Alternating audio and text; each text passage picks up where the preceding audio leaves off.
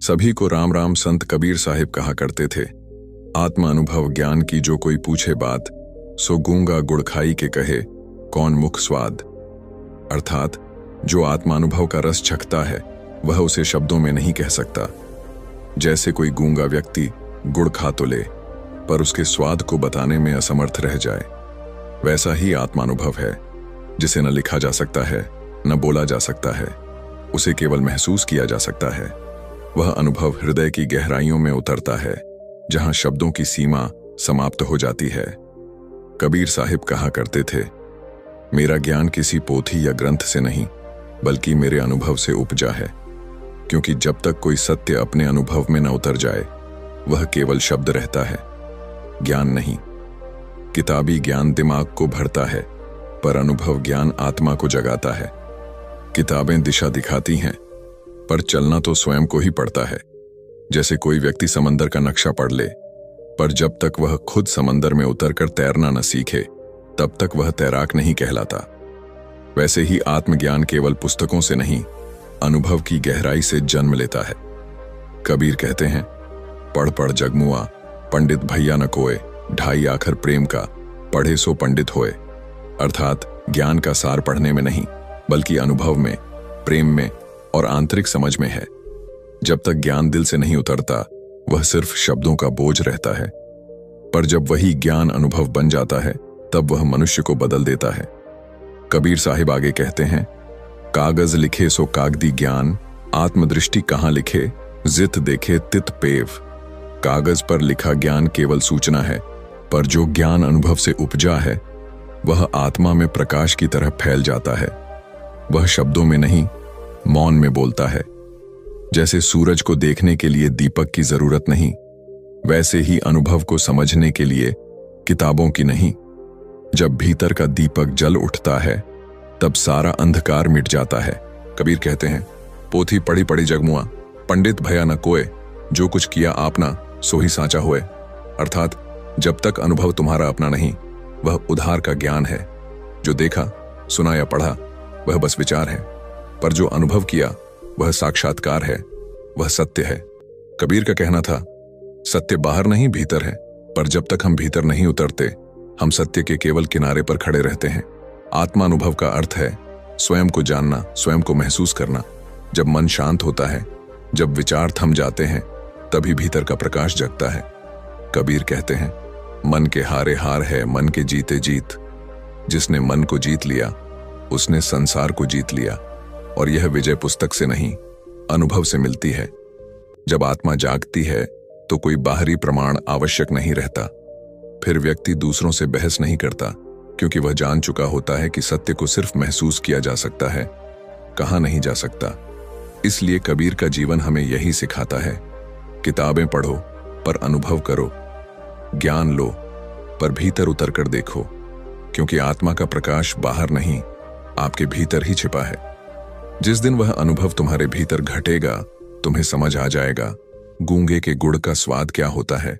ज्ञान तब तक अधूरा है जब तक वह अनुभव न बन जाए, और जब अनुभव हो जाता है तो शब्द अनावश्यक हो जाते हैं। कबीर का यही संदेश था, अनुभव ही सच्चा ज्ञान है। बालक कबीर की जिज्ञासाएं मासूम सवालों में छिपा गूढ़ ज्ञान कहते हैं। बचपन में एक दिन बालक कबीर दौड़ते हुए अपनी मां के पास आए।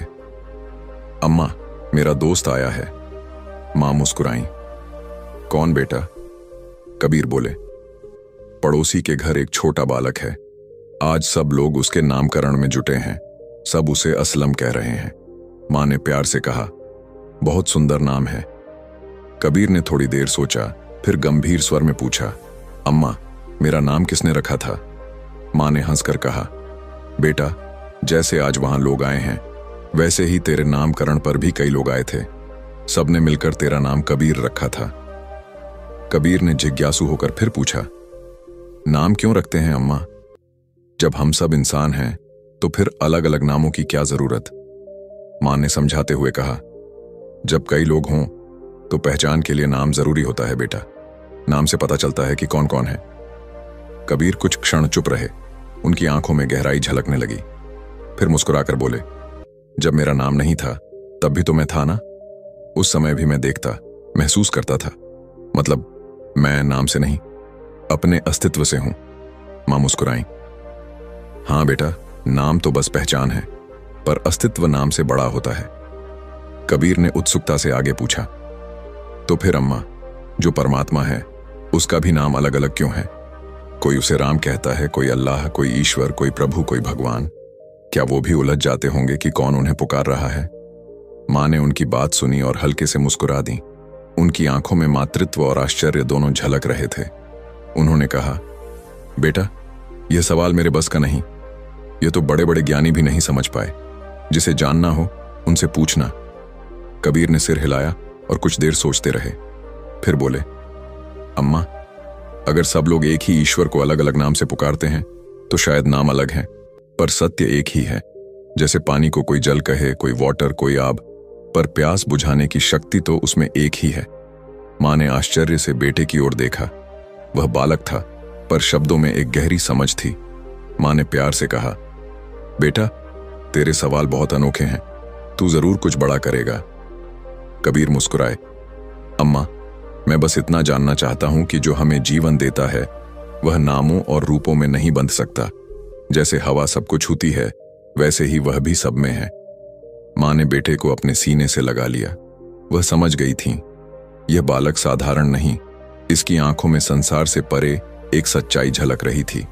कहते हैं, उसी दिन से कबीर की जिज्ञासाएं बढ़ने लगीं। वह हर चीज से प्रश्न करते, क्यों यह ऐसा है, क्यों वह वैसा है।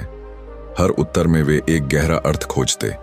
उनके लिए धर्म या भगवान कोई आडंबर नहीं था, बल्कि एक जीवंत अनुभव था। और यह सब शुरू हुआ उन मासूम सवालों से जो एक बच्चे ने अपनी मां से पूछे थे, सत्य, नाम और अस्तित्व के बारे में।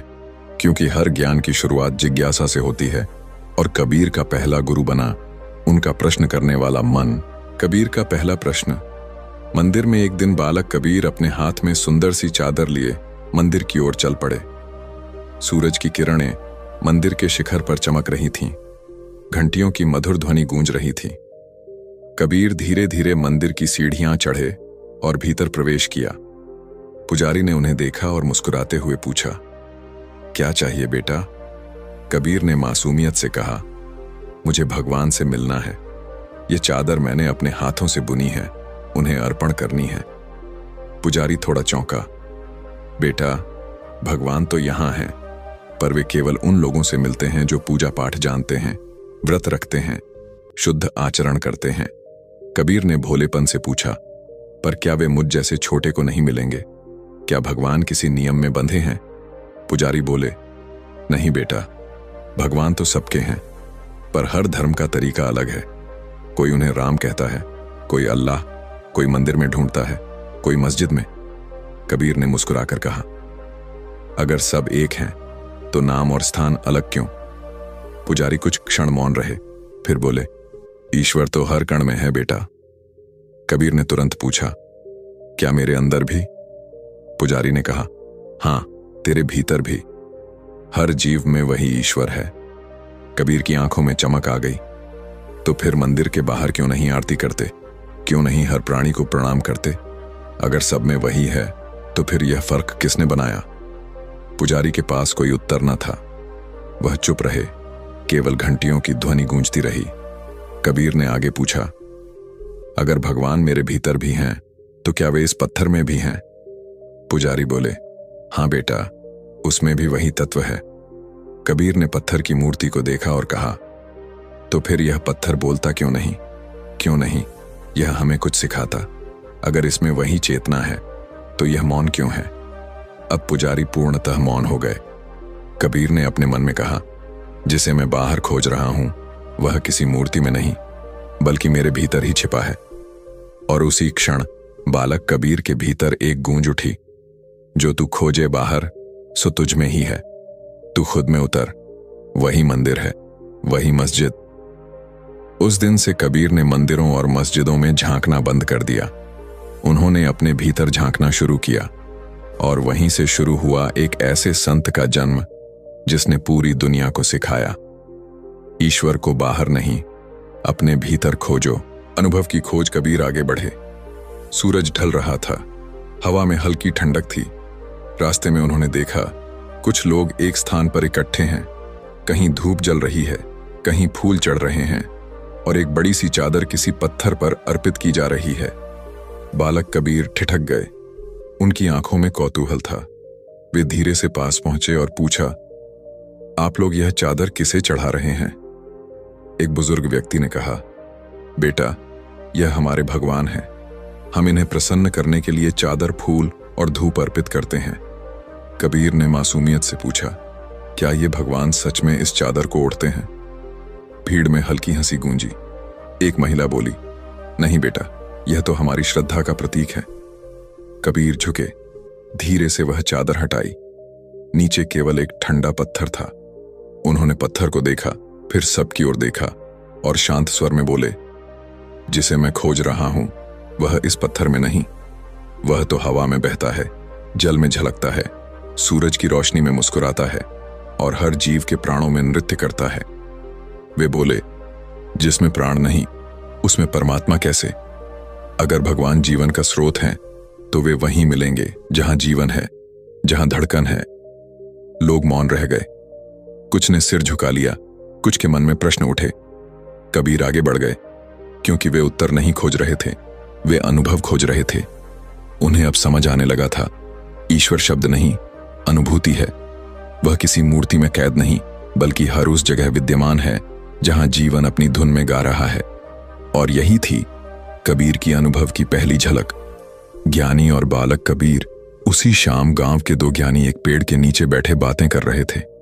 एक ने कहा, वह कबीर नाम का बालक है ना, आजकल बड़े विचित्र प्रश्न करता है। दूसरा बोला, हां, और उसके प्रश्नों के उत्तर न किसी ग्रंथ में मिलते हैं न शास्त्रों में। कभी पूछता है भगवान कहाँ हैं, कभी कहता है मैं कौन हूं। दोनों हंसे। अभी तो बच्चा है, उम्र के साथ समझ जाएगा। पर वे नहीं जानते थे कि वह बालक कोई साधारण जिज्ञासु नहीं, वह तो उस जागृत आत्मा का प्रतिनिधि था जो सत्य को किताबों में नहीं, स्वयं के भीतर ढूंढना चाहती है। कबीर दूर खड़े यह सब सुन रहे थे। उनके चेहरे पर मुस्कान थी।